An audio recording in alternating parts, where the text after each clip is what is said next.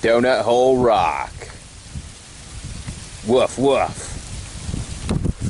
Well, you got a lot of theories about space and asteroids. Oh my God! Like, how do you explain this one? I got nothing. I will say that there is like a glaze on the inside of this rock. See how it's shiny? What do you think happened here? I don't know. Very unusual, I would say. Maybe there was an old tree or something that the... Okay, I'm done guessing. No one can explain Donut Hole Rock. Don't even try. Your science fails at Donut Hole Rock.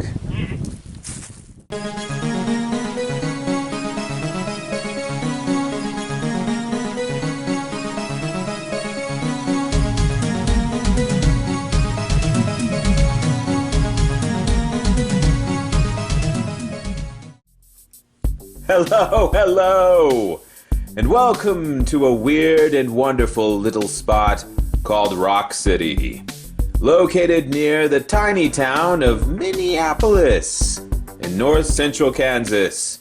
Rock City Park is a registered landmark and a geological wonder. It began in the late 1800s when pioneers crossing the newly founded Kansas territory came to an open field and couldn't believe their eyes. Giant boulders of some sort, taller than a man, weighing many tons, inexplicably dotting the prairie, grouped somewhat together like a little town or city. The mighty stones were grooved, swirled, and stacked in ways the settlers had not seen before and struggled to find explanation for.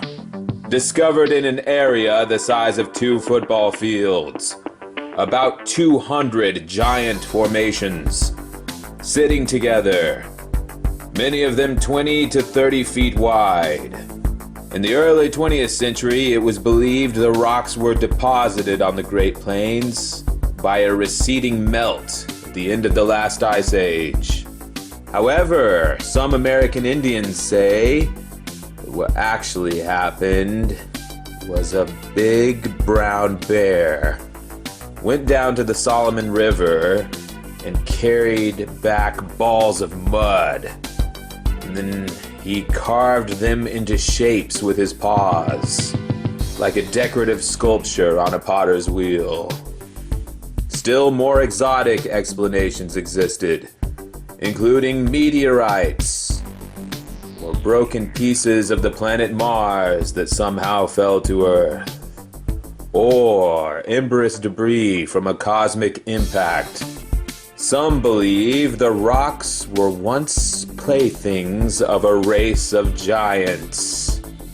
And the most terrifying thought of all, how some believe the stones were put there by aliens from another world, spelling out a message or landing code for UFOs.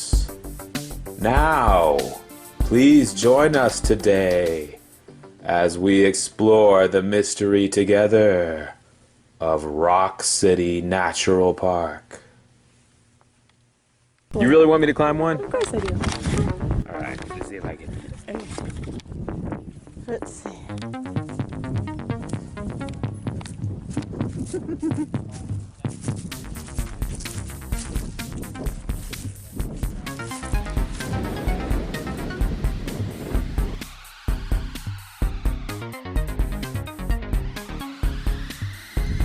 at this one. That's a big boy. It's like a stack of graham crackers that's falling apart. This one? Yeah. Yeah. What happened to this thing? I mean, seriously, look at this. I need a rope ladder to get down. No, gonna have to slide down. It's the rock slide of death. You think you can climb this one? Wow, that is a big boy.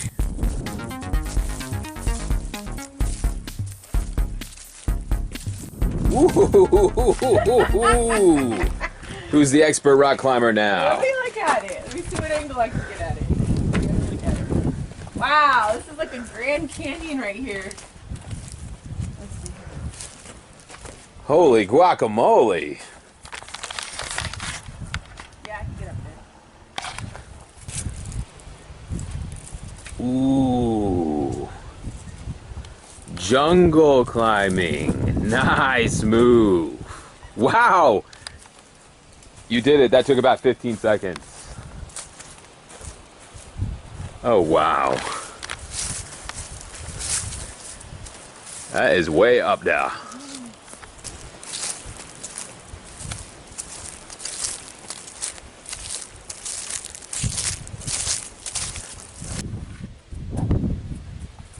By the way, Yeah? why did you bring a dog? I didn't bring a dog. Okay. That must have been a cat I heard. No, there are some pooches here. Oh, incidentally, these rocks were put here around the time of dinosaurs. What do you think about that? Is that a real fact? These rocks were deposited here millions of years ago. Are they like old asteroids or what? Some people say they were left in Noah's flood. Meow. Meow. Is that real? Are these naturally forming here or did someone put them here? Well, either a giant iceberg carried these rocks here, or they were washed here in the Great Flood of Bible times. One of those things happened. I told you, meow. Oh wow, you did it. Oh my goodness. That's a big boy. I didn't think I was going to be able to get here. That is a jumbo hush puppy. How are you gonna get down though? Don't even talk about jumping over to that one. I was hoping you'd test me. Don't even dream about it. Yeah, I brought a trampoline. Why do we say that? I'm gonna start calling you Rocket Man. Okay, so, trick. How do I get up? Oh no! You know what? I'm pausing this for a second.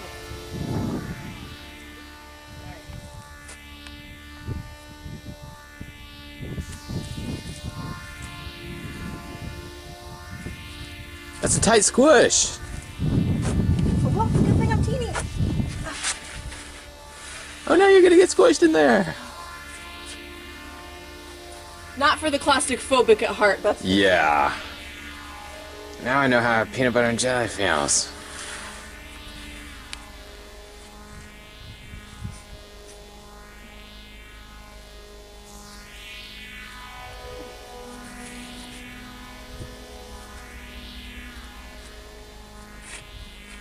I told you I was good at climbing rocks.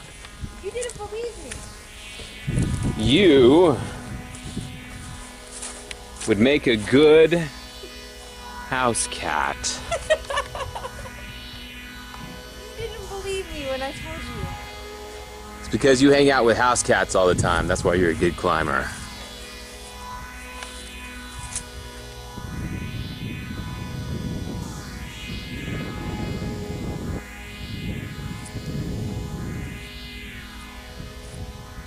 It's a little scary when you stand up here.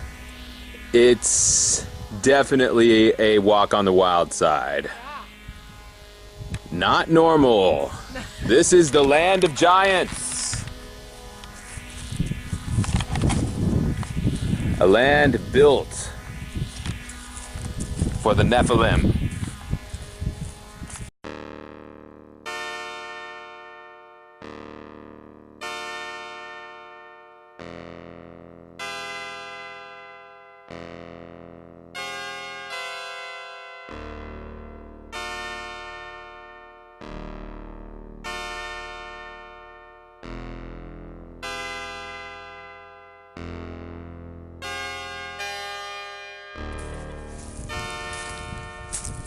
get over here. I was just over there. Wait, you jumped from there to there? Yeah. Oh my goodness. You missed it, buddy. This looks like a giant ball of yarn. Yes. Giant ball of yarn for the world's biggest kitty cat.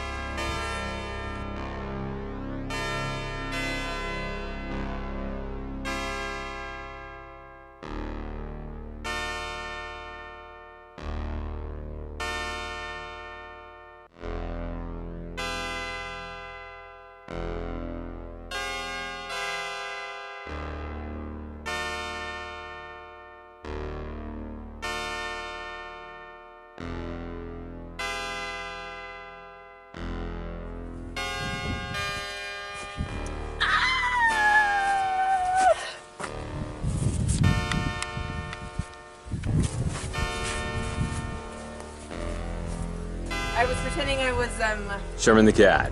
nice. Let's see what other ones. I want to put that one over there. In our modern times, geologists seem to have reached a consensus as to the cause of the rocks. The spheroid masses are known as concretions. At one time, the surface of the land was higher than at the present, and the rock occupying this space was a sandstone, a part of the Dakota sandstone, which is the dominant bedrock in this part of the Great Prairie. The sandstone was cross-bedded, and the individual grains of sands were but poorly cemented together. Underground waters containing dissolved calcium carbonate circulated through the porous rock with ease, and in doing so deposited the calcium carbonate in the open spaces between the sand grains, thereby cementing them together. But instead of processing evenly, the precipitation of this natural cement began at a number of scattered points where perhaps there was a fossil or an extra large piece of sand to serve as a nucleus, and it continued outward in all directions from these centers. The result was the formation of a number of spherical bodies of tightly cemented sand grains scattered from the sandstone mass. Had the cementation continued long enough, the spheres would have grown together and the huge rock would have become a homogeneous mass. But before this could take place, erosion by wind, weather, and running water began lowering the surface. Of course, the loosely cemented sand was the easiest to carry away, so it went first. The concretion resisted the erosive activity, and so were uncovered and left lying on top of the present surface. There are other examples of this phenomena throughout the world, but nowhere are they as unique or as large as they are here. Editor's note: it's also a great place for families, so plan your vacation today. And by the way, I still think there's something to that story about the giant bear. I just can't prove it yet. Alright, thanks for listening. We'll keep you updated on anything we find out. Thanks again, everyone.